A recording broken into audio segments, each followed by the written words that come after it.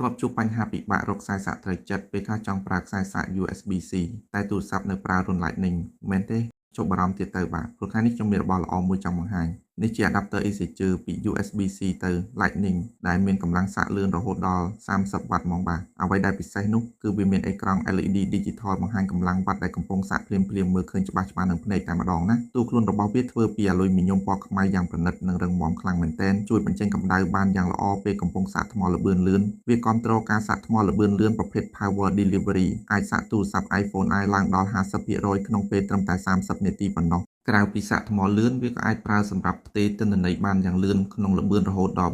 480 Megabit ក្នុងមួយវិនាទីទៀតផងបាទឥឡូវនេះនៅហាង Daravi Store មានការបញ្ចុះតម្លៃពិសេសពី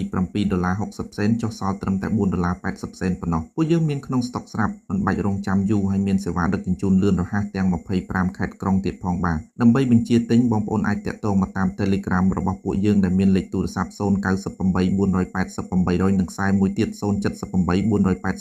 488 បាទរស់រាន់ឡើងណាព្រោះចំនួនមានកំណត់បាទសូមអរគុណ